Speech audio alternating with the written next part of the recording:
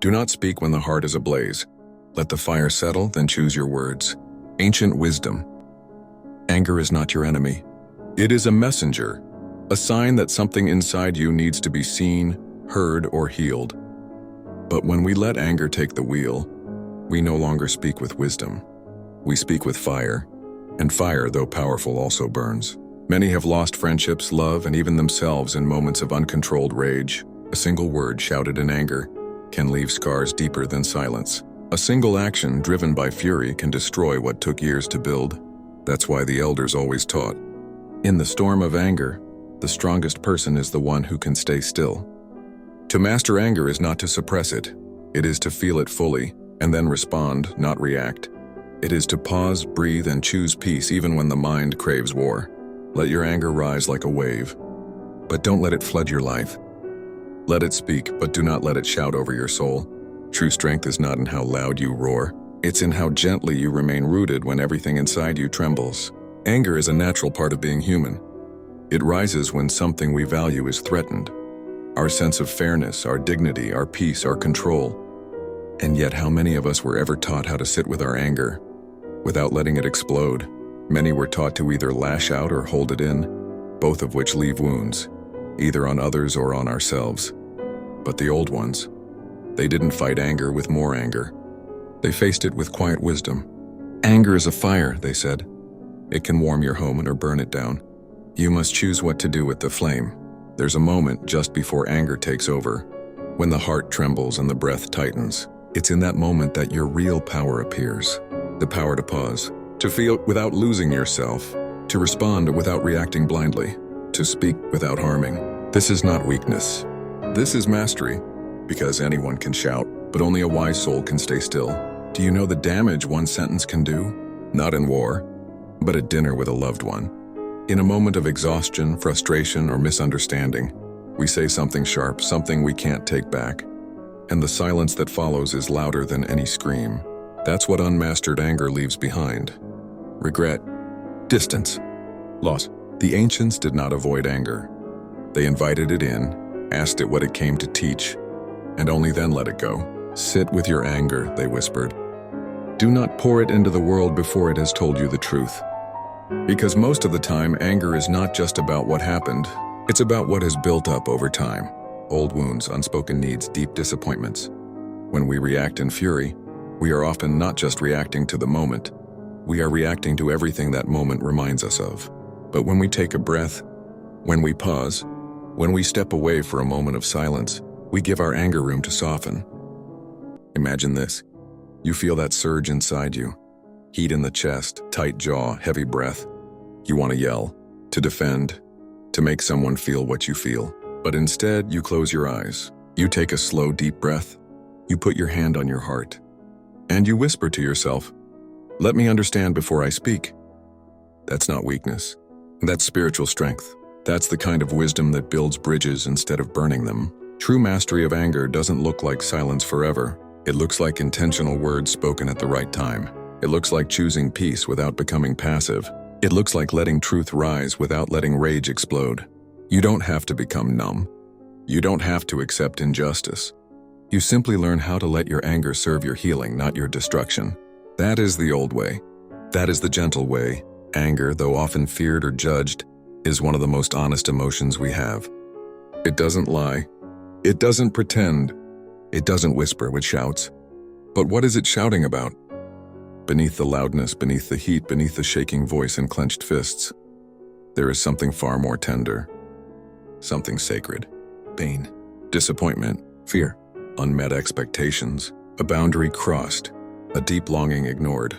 Most people see anger as something dangerous to avoid, but the wise see it as something to understand. Your anger is the voice of something inside you that needs care, the elders would say. When we listen carefully, we discover that anger is rarely about just the moment. It's about the story behind the moment. You're not just mad because someone was late. You're mad because you felt disrespected. Maybe again after years of not being seen. You're not just mad because of a harsh word. You're mad because it reminded you of being criticized as a child when you had no defense. When we learn to sit with our anger instead of swinging it like a weapon, we begin to see the soft truth hidden in the flames. This is the first lesson in mastering your anger. Don't silence it, but don't let it scream either. Let it speak gently and listen deeply. Because once you hear what it's truly saying, you'll realize it's not here to destroy you. It's here to protect you. But protection can turn into destruction if you don't know how to hold it with care. Have you ever noticed how anger leaves a residue? Even after the shouting ends, even after you move on, there's a heaviness. That's because the truth inside the anger was never heard. You can calm your voice. You can smile and say, "It's fine." But if the wound was never seen, the anger will return, stronger, louder, and even more confused. So instead of trying to get rid of it, try this. Sit alone, breathe slowly, ask, what is this anger trying to protect? Write what comes up. Don't edit it, don't judge it. Hold space for the pain behind the rage. That's what the elders called soul work. The kind of work that doesn't look loud, but transforms you from within. There is another truth that makes many people uncomfortable. Sometimes, you are angry because you allowed too much for too long. You stayed silent when your boundaries were crossed. You said yes when your heart said no. You tolerated disrespect because you were afraid of conflict or loss. And now the anger has grown. Not because of just one moment, but because of all the times you betrayed your own voice. This anger is sacred. It is asking you to finally stand up. Not with violence, but with clarity. Not with revenge, but with truth. To say, this hurts me. This is not okay. I deserve more. I need rest. I am allowed to change. Mastering your anger does not mean becoming cold or passive. It means knowing when to speak, how to speak, and why you're speaking at all. It means channeling your fire into light, not into destruction. The fire is not the enemy. It is your power, waiting to be shaped with wisdom. The one who can sit in the fire without burning others, that is the one who truly understands strength. There is something we rarely talk about. Not the shouting, not the explosions, but the quiet anger. The one that sits inside us for years. The one that becomes silence at dinner, tension in our shoulders. Distance in our eyes, a tight smile that says, "I'm fine," when we're clearly not. That kind of anger is dangerous. Because it doesn't go away, it becomes something else. Bitterness, exhaustion, disconnection. A heart that feels heavy, and even when nothing seems wrong. People often think mastering anger means controlling it. But sometimes it also means letting it speak at the right time. Because when we swallow our truth too often, we lose parts of ourselves in the process. We become the peacekeeper, but we're at war inside. We become the strong one, but we are silently collapsing. We become easy to be around, but we no longer recognize our own needs, our own voice, our own limits. The cost of unspoken anger is not just emotional, it's physical. The body holds what the voice cannot release. Tight chest, headaches, sleepless nights, stomach knots, fatigue that no rest seems to heal. All because the soul is tired of pretending everything's okay. What the mouth doesn't say, the body will. Old wisdom. So mastering your anger isn't about always being quiet. It's about being clear, calm, and truthful before the anger turns into damage. Here's what the old souls used to do. They didn't yell. They didn't explode. They also didn't stay silent forever. They took time. They sat with their anger like it was a guest. They asked, "Why have you come? What have I not seen? What do you need me to face?" Then only when the heart was steady, they spoke their truth, not to harm, but to heal. Can you imagine if we all learned that? If children were taught how to name their emotions, not just suppress them. If families encouraged expression, not just obedience. If workplaces allowed real conversations, not just politeness. So much pain could be prevented. So many relationships could be saved. So many hearts could finally rest. So here's your reminder today. You are allowed to be angry. You are allowed to feel. You are allowed to speak up. But do it with presence, with kindness, even toward yourself, with honesty, even if your voice shakes. Mastering anger isn't about becoming perfect. It's about becoming aware, moment by moment, of how you carry the fire. Because in the end, the world doesn't need more people who shout. It needs more people who feel deeply, who listen patiently, who speak truth with grace. That kind of mastery is quiet, but it changes everything. Not all anger is destructive. Some anger is sacred. It rises not because you hate others, but because you've finally started loving yourself. There comes a time when your anger is not loud, but clear. You are no longer willing to shrink. You are no longer willing to explain away your pain. You are no longer willing to be the one who always bends, always pleases, always absorbs the blame. This kind of anger is a boundary being born, not out of rage, but out of respect. For your time, for your energy, for your soul. This is not okay, it says. I cannot continue like this. I deserve more than this pattern. I will no longer abandon myself to keep the peace. Mastering your anger means listening to it, without being consumed by it. It means recognizing when it is pointing to something deeper. A relationship that drains you, a job that disrespects you, a habit of self-betrayal, a need for rest you've ignored for too long. Sometimes the most powerful act is not shouting, but walking away from what constantly wounds you. The old ones knew this. They didn't just pray for peace, they practiced it. They understood that true peace is not the absence of anger, but the presence of clear lines drawn with love. Boundaries are not walls, they are doors. They show others how to meet you with respect. And when those boundaries are crossed, anger arrives, not to destroy the relationship, but to protect the sacredness of your spirit. There is a gentle, firm kind of anger that says, I will not harm you, but I will no longer harm myself either. That is what mastery looks like. It doesn't always feel nice, but it feels true. It doesn't avoid hard conversations, but it has learned how to have them without cruelty. You don't have to choose between being kind or being honest, being soft or being strong, being peaceful or being powerful. You can be all of it. You can be warm and wise. You can be loving and firm. You can set boundaries without becoming bitter. In fact, the more you honor your anger with awareness, the less reactive it becomes, because it no longer has to scream for you to listen. So ask yourself today, where in my life have I stayed silent when I needed to speak? Where have I overextended myself out of fear? Where has my anger been trying to guide me toward truth? Your answers may be uncomfortable, but they will be honest. And from honesty, healing always begins. We live in a world that rewards fast reactions. Say something, prove your point. Don't let them win. Don't appear weak, defend yourself now. But there is an old wisdom that whispers something different. When you're angry, delay your response. What you say next may cost or save your peace. Anger pushes us to react immediately, but healing teaches us to pause, because there's a sacred space between the trigger and the response, where your entire life can change. That moment of pause is not empty. It is full of power. It is where you ask yourself, is this worth my energy? Am I speaking from truth or from pain? Will this action build or break? Will I regret what I'm about to say? This pause isn't weakness. It's wisdom in action. Think of how many relationships could have been saved if someone had paused before yelling. Think of how many bridges could have been kept intact if someone had chosen silence instead of ego. How many apologies could have been avoided? How much pain spared if we simply practiced the art of the pause? The old ones didn't speak quickly. They spoke clearly, and after reflection, they understood that real strength lies in response, not reaction. So next time the fire rises, don't run from it. Don't throw it at someone. Just pause, even for 5 seconds. Take a deep breath, not to suppress the anger, but to understand it. Feel where it lives in your body. Name what it's trying to say. Then say only when your voice is steady and respond, and not to destroy, but to be true. This doesn't mean you'll always get it right. Sometimes you'll still snap. Sometimes the words will slip out faster than you can catch them. Sometimes you'll regret what you said or what you didn't say. That's okay. Mastery is not perfection. It is progress. It is learning to apologize, to repair, to slow down next time. It is forgiving yourself and trying again, a little softer, a little wiser.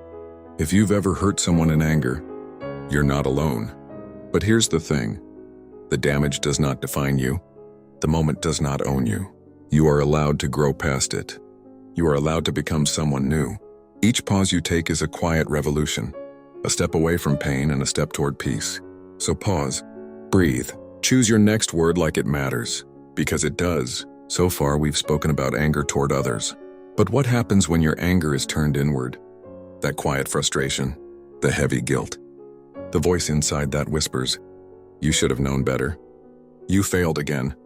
This is your fault. Self-directed anger is one of the most painful kinds, because you can't walk away from yourself. You carry it with you, to sleep, to work, into relationships, into silence. You smile for others, but inside you're still punishing yourself for that mistake, that choice.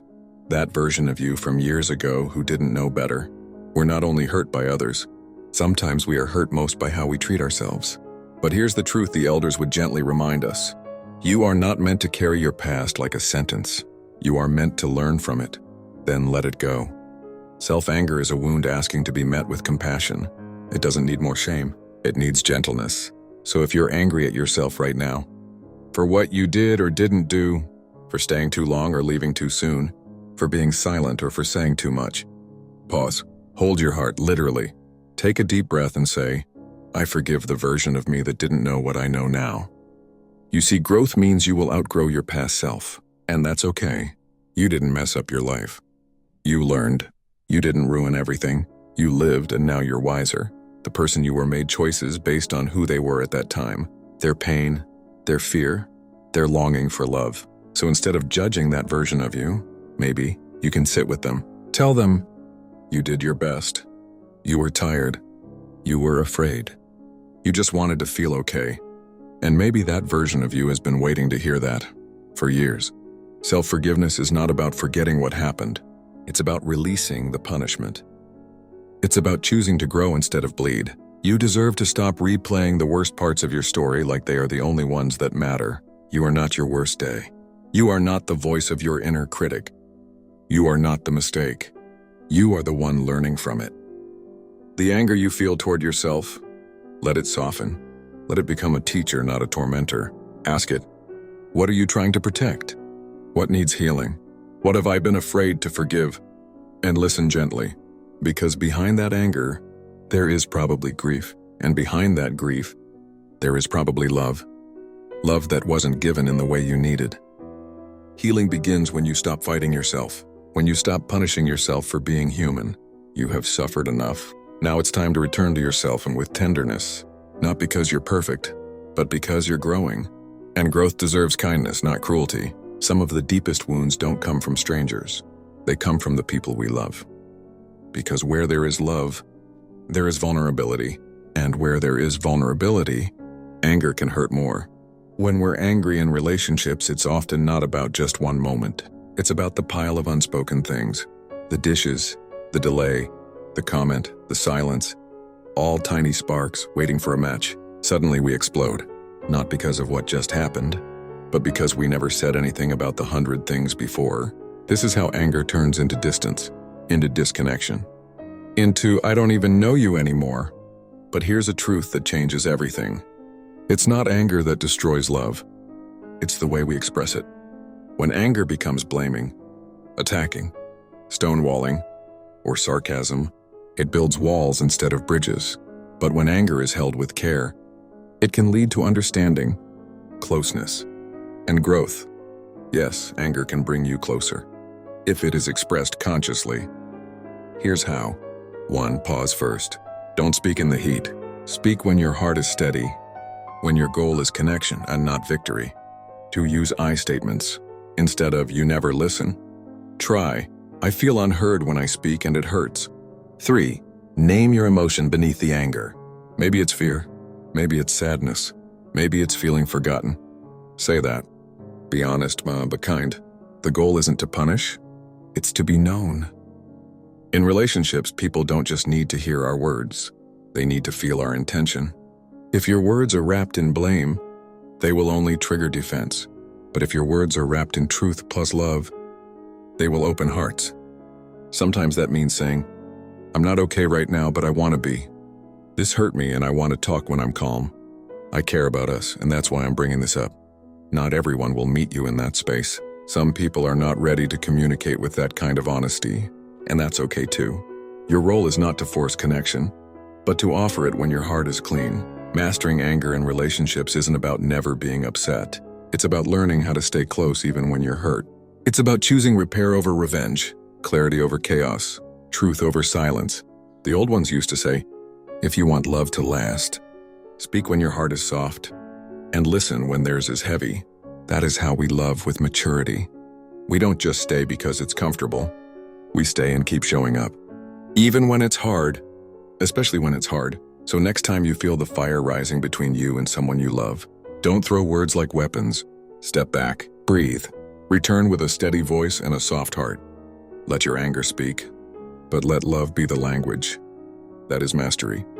Sometimes, the anger we carry isn't even ours. It comes from generations before us, from parents who never learned to speak gently, from households where yelling was normal, where silence meant safety, where emotions were either suppressed or shouted. We didn't choose this pattern, but we are living inside it. Maybe your father never apologized. Maybe your mother was always on edge. Maybe every disagreement turned into a war. Or worse, what he called silence for days. And now you flinch when voices rise. Or maybe you're the one who raises your voice, not because you want to, but because that's all you ever saw. We repeat what we don't repair, and what we don't understand, we pass on. Sometimes, the anger we carry isn't even ours. It comes from generations before us, from parents who never learned to speak gently, from households where yelling was normal, where silence meant safety, where emotions were either suppressed or shouted. We didn't choose this pattern, but we are living inside it. Maybe your father never apologized. Maybe your mother was always on edge. Maybe every disagreement turned into a war. Or worse, what he called silence for days. And now you flinch when voices rise. Or maybe you're the one who raises your voice, not because you want to, but because that's all you ever saw. We repeat what we don't repair, and what we don't understand, we pass on. But here's the gentle truth. You are allowed to break the pattern. You are allowed to choose something different. You can be the one who ends the cycle of yelling, the one who learns to pause, the one who feels and still stays present, the one who speaks with firmness but never with cruelty. It starts small, catching your tone before it sharpens, saying I need a moment instead of slamming the door, apologizing when you're wrong, even if no one did that for you.